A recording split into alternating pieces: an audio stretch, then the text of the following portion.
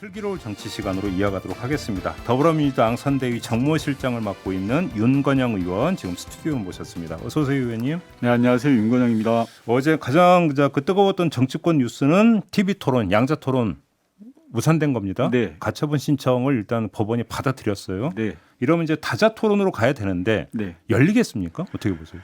저는 50대 50으로 봅니다. 그렇게 보세요? 예, 당연히 이재명 후보와 민주당은 언제든지 응하겠다라는 거고요. 네. 근데 이제 국힘은 시간 끌기 지연 작전으로 나온다는 느낌을 지울 수가 없는 게 이제까지 솔직히 계속 토론을 피해왔거든요. 처음에는 법적 토론 3번만 하겠다라고 했다가 그다음에 대장동만 하자라고 해서 좋다 우리 대장동 하자라고 했더니 그것도 흐지부지라고 되어 왔습니다. 이번에도 마찬가지인 게 저는 방송사 주간 토론은 심판이 방송사지 않습니까? 그러면 심판한테 맡겨두면 되는 거거든요. 근데 국힘은 심판이 해야 될 역할까지 개입하려고 하는 겁니다. 처음에는 날짜가 문제다, 진행 방식이 문제다라고 하다가 지금 계속 사실상 시간 끌기를 하고 있는데 지금 민주당, 정의당, 국민의당 세 당은 31일이 좋다라고 하고 있습니다. 그럼 국민의힘만 하자. 오케이 하면 되는 오케이 하면 거죠. 그냥 하는 겁니다. 근데 또 만나서 협상을 하자라고 하고 있거든요. 28일 날 룰 미팅 협상 룰 미팅은 심판한테 맡겨둬야죠. 왜 선수가 룰 미팅을 나서서 막 하고. 그러면 이제 그거 이제 그 빼기 위한 어떤 저기 제스처 아니에요? 이렇게 보시는 겁니까? 이제까지의 패턴으로 보면 국민의힘은 또 지연시키려고 하는 게 보여서 저는 50대 50으로 봅니다. 50대 50. 그런데 이제 문제는 또 그렇다 이제 세 당이 일단 하자고 했는데 국민의힘만 하면 또 이제 오히려 모양새가 이상하니까 그냥 할 수도 있긴 있다. 반반이다. 좀 쪽팔리지 않겠습니까? 자기가 그렇게 겉으로 이야기를 했는데 막상 이제 하려고 하니까 이번마저도 빼고 또 설 지나서 하자라고 하면 처신이 좀 가볍죠. 쪽팔린다는 표현은 창피하다는 표현도 바꾸겠습니다. 창피할 것 같습니다. 네, 알겠습니다. 이재명 후보고 김동연 후보 지금 그 양자 토론도 합의를 봤죠. 네, 그렇습니다. 근데 김동연 후보는 먼저 딱 선을 긋던데 이거 단일화용 양자 토론 아니라고 선을 긋던데 어떻게 봐야 되는 겁니까? 이재명 후보는 누구든지 토론할 수 있다라는 것이고요. 그것이 정책에 관한 한 국민들의 알 권리 차원에서 충분히 보장되어야 된다라는 측면에서 하는 것이고요.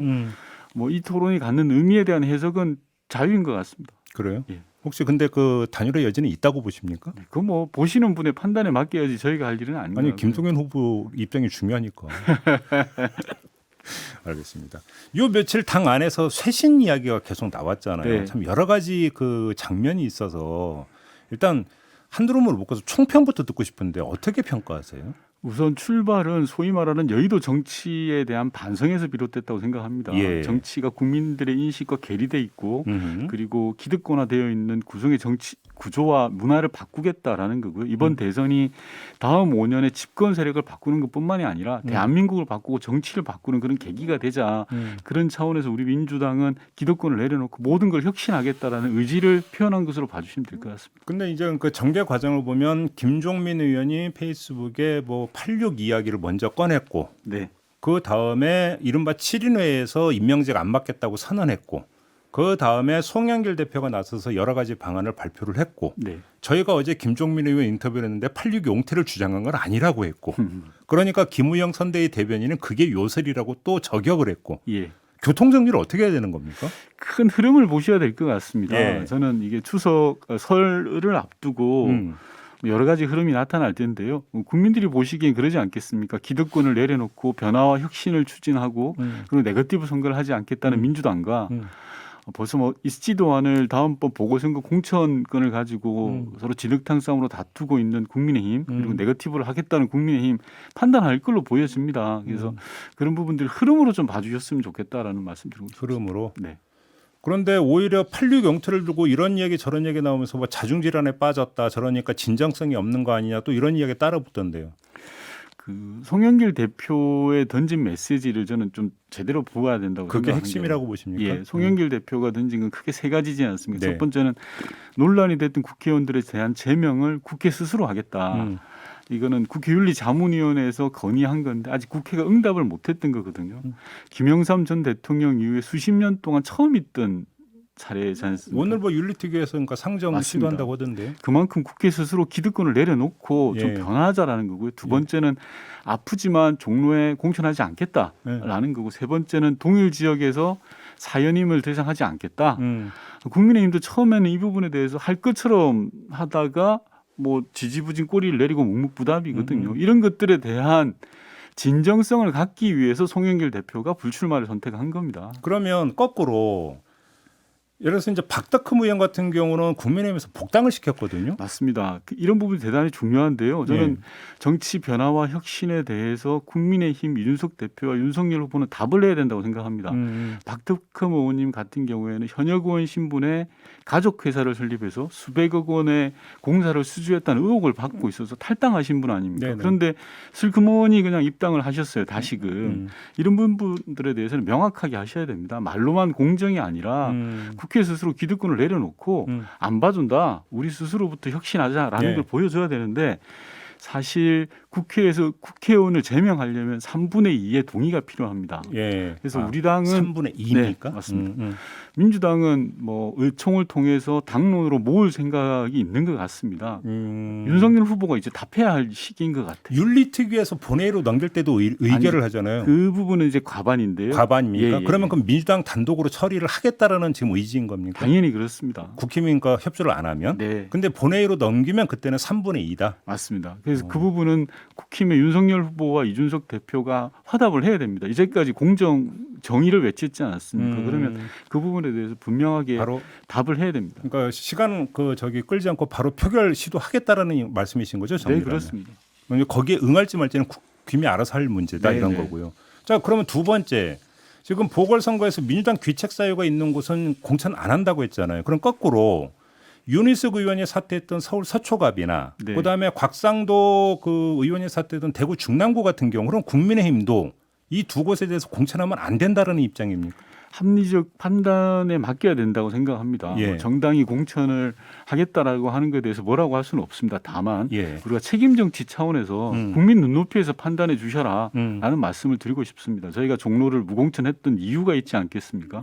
국민들이 바라보는 정치의 기준이라는 게 있을 거고요. 그런 부분들을 국민의힘이 수용하지 못한다면 저는 뭐 국민의 판단이 있을 것 같습니다. 국민들이 이제 그러니까 두 당의 어떤 그 조치나 어떤 행동을 보고 비교해서 평가를 할 것이다. 맞습니다. 그리고 이제 거기 표심으로 반영이 될 거다 이렇게 기대하시는 겁니까? 바로 표심으로 나타나지는 않겠습니다만 앞서 말씀드린 것처럼 설 밥상에서 이런 것들이 토론되고 공론이 되고 대통령 후보를 결정짓는 주요한 잣대가 저는 될 거라고 봐지는데요. 그래요. 근데 또 한 가지 어제 이재명 후보가 이제 긴급 기자회견 열어서 정치 혁신안 발표하면서 네거티브 하지 말자라고 선언을 하고 나서 돌아서 민주당의 의원은 또 뭐 저기 그 김건희 녹취록 틀었다. 그다음에 뭐 이재명 후보도 또 뭐 네거티브성 발언을 했다. 언론은 이런 식으로 또 보도를 쏟아냈잖아요. 어떻게 받아들이십니까? 저는 대선 후보자의 검증은 반드시 필요합니다. 특히 정책에서의 검증을 안 하면 대선 후보가 어떻게 뽑겠습니까? 예를 들어서 북한의 선제 타격을 하자는 후보에게 대한민국 국민의 일상을 어떻게 책임질 거냐. 노동 시간과 관련해서 주당 120시간을 해도 괜찮다는 후보에게 노동의 미래를 물어야 되지 않겠습니까? 즉 윤석열 후보에 대해서 그러한 정책 검증은 당연하다고 생각을 하고요. 아울러서 공적 영역에 있어서도 검증도 필요하다고 생각합니다. 예를 들어서 국민의힘은 이재명 후보가 조폭에 돈을 받았다라고 주장을 했습니다. 만약에 그게 사실이라면 철저한 검증의 대상입니다. 하지만 그 내용이 단 하루도 못 가서 거짓으로 드러났거든요. 그러면 그 부분에 대해서는 반성을 해야 되는 것입니다. 거짓이라면 국민을 현혹시키고 진흙탕 싸움을 하자는 거거든요. 전형적인 네거티브 선거인 겁니다. 이게. 그래서 문제는 지금 국민의힘의 패턴은 이런 네거티브 선거를 계속 보여주고 있는 상황이거든요. 그래서 이런 부분들에 대해서 좀 제대로 국민 눈높이에서 생각하자. 그러면 예를 들어서 김건희 녹취록 통과 같은 경우도 법원에서 김건희 씨는 공적 인물이라고 규정을 했으니까 그다음에 어떤 그 공적 인물인 김건희 씨의 공적 사안에 대한 입장을 그러니까 검증하니까 이건 네거티브가 아니다 이런 말씀이신 거죠? 예를 들어서 녹취록과 관련해서도 이렇게 해서는 판단하면 된다고 보는데요. 김건희 씨가 무속인에게 점을 몇 번 받냐라는 게 뭐가 중요하겠습니까? 사적인 영역이죠. 다만 그 무속인이 캠프에서 일정과 메시지를 좌지우지한다. 이 부분은 저는 검증의 대상이라고 생각합니다. 왜냐하면 국정을 무속인에게 맡길 수는 없는 거 아닙니까? 그렇지 않습니까? 그리고 또 아울러서 이와 관련한 후보의 태도도 저는 검증의 대상이라고 생각합니다. 윤석열 후보가 몰랐다는 식으로 계속 거짓말을 했거든요. 그 국정 운영의 최고 책임자가 되실 분이 불리한 이야기가 나오면 거짓말한다. 이거는 비겁하고 국민들이 신뢰할 수 없다고 생각합니다. 그래서 이런 부분들은 당연히 검증의 대상이다라고 봅니다. 그러니까 그렇게 보시는 거고요. 알겠습니다. 지금 며칠 전에 저희가 노웅래 민주연구원장을 모시고 인터뷰를 했는데요. 네, 네. 노웅래 의원 같은 경우는 이재명, 안철수 단일화 가능성도 있다라는 취지로 말씀하시는데 어떻게 생각하세요? 제가 그 인터뷰 내용은 정확하게 보지 못해서 뭐라고 말씀드리긴 어렵습니다만 아마도 예. 노웅래 의원께서는 윤석열 후보가 된다면 대한민국은 10년, 20년으로 전으로 후퇴할 것이다 라는 절박한 심정에서 말씀을 하신 걸로 보여지고요. 예. 그런 절박한 심정이라는 것은 모르겠습니다. 이제 대한민국에 대한 걱정에서 나온 것인데 예. 아직까지 우리 당내에서 논의되거나 숙성된 바는 없다라는 거 분명히 말씀드리겠습니다. 논의되거나 숙성된 바는 없다. 네. 그러면 예를 들어서 이제 그 의원님 같은 경우는 저희와 인터뷰에서 여러 차례 이제 세 번의 어떤 고비를 말씀하셨어요. 네. 한 번이 이제 그 연초, 네. 그다음에 두 번째가 이제 지금 이제 맡고 있는 설 연휴, 네. 그다음에 마지막에 이제 후보 등록 즈음에서. 네. 그럼 한번 제가 이렇게 질문을 드려볼게요. 후보 등록 즈음에서 뭐 사실은 이제 대한민국 선거가 어떻게 벌어질지 아무도 모르니까. 네. 근데 민주당 입장에서 이대로 가다가 좀 약간 문제가 있을 수 있다라는 만약에 판단이 든다면 네. 그때는 안철수 후보와의 단일화도 추진할 수 있다는 말씀이십니까? 그러면 그때는?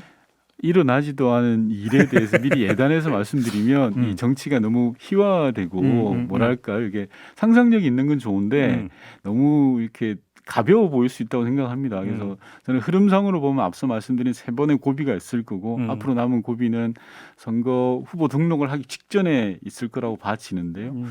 차분하게 저는 선거에 결정적 한 방은 없다고 생각합니다. 그냥 두벅두벅 항상 말씀드리지만 자세는 낮게 절박하게 그리고 방향은 경제와 민생을 쳐다보고 가는 것. 지금 누가 더 절박한지를 국민 여러분들께서 좀 봐주셨으면 하는 생각이 있습니다. 알겠습니다. 아무튼 그러면 이재명 후보는 설 연휴를 이제 목전에 두고 이제 정치 혁신이라는 카드를 꺼내 들었잖아요. 네, 네. 이게 이제 그러니까 이른바 그 설 연휴 민심에 일정하게 긍정적으로 영향을 미칠 거라고 기대를 하시는 건가요? 판단은 국민들께서 하시리라고 생각합니다. 네. 네거티브 선거를 하지 않겠다. 예. 그리고 가진 기득권을 스스로 내려놓겠다는 민주당과 네거티브 선거에 올인하겠다. 그리고 보궐선거 공천권을 가지고 진흙탕 싸움을 하고 있는 국민의힘 예. 분명하게 대비되지 않겠습니까? 외통위원으로서 이제 또 네. 질문을 받으셔야 되는데요. 지금 그 어제부터 나온 뉴스가 바이든 대통령이 주한 미국 대사로 필립 골드버그 주 콜롬비아 대사를 내정을 했다. 네. 그래서 아그레망 절차를 지금 밟고 있다. 이런 보도를 쏟아내고 있는데 일단 이건 좀 공식화되기 전에는 뭐라고 얘기하긴 뭐하겠지만 근데 네. 언론은 이 사람을 소개를 하면서 대북 강경파라고 지금 소개를 하고 있던데 의원님은 어떻게 파악하고 계세요? 대북 강경파라기보다는 전문 외교관으로 보시면 될 것 같습니다. 대사를 했던 성김 대사 이후로 처음으로 이제 수년 만에 처음으로 전문 외교관이 오는 것으로 봐야 되고요. 이분이 어떤 역할을 했는지에 따라서 그렇게 이제 해석이 뒤따르는 건데요. 예. 네, 저는 외교관 출신이 온다라고 보는 게 타당할 것 같습니다. 아 그래요? 네. 그리고 다만 이 대사 임명이라는 것은 파견국에서 공식적으로 해야 이제 그렇죠. 인정이 되는 거거든요. 그래서 저희 정부가 지금 뭐라고 할 일도 아니고 그리고 중요한 것은 미국의 대사 인준 과정이라는 게 상원에서 인준 절차를 거쳐야 됩니다. 일본 대사 같은 경우에는 1년 넘게 지지부진하다가 결국 임명을 못한 경우도 있거든요. 그래서 뭐 섣불리 맞다 아니다라고 판단할 이유는 전혀 없다고 이제 봅니다. 공식화된 다음에 얘기하면 네네. 된다. 근데 또 오늘 그 의원님 나오시니까 또 북한이 동해상으로 미사일 쐈다고 합창이 발표했다네요. 오늘 왜 이럽니까 도대체? 제가 이 방송 나오는 걸 너무 잘 아나 봐요. 한 번도 평화에서 의원님이 방송 출연 안 하셔야 되는 건가요, 이게? 제가 뭐 그렇게만 된다면 제가 출연을 포기하겠습니다. 과감하게. 농담입니다. 근데 무슨 미사일인지가 또 궁금하네요. 아무튼. 네, 그렇습니다. 미사일 재원을 분석하고요. 아마 합참이나 한미 정보 당국이 철저하게 분석하고 잘 대응하지 않을까 싶습니다. 그러게요. 뭐 여기서 뭐 예단을 좀 추측할 성질의 문제는 아닌 것 같으니까 네. 질문은 드리지 않도록 하겠습니다. 자, 이렇게 마무리하죠. 고맙습니다, 의원님. 네. 네, 민주당의 윤건영 의원과 함께했습니다.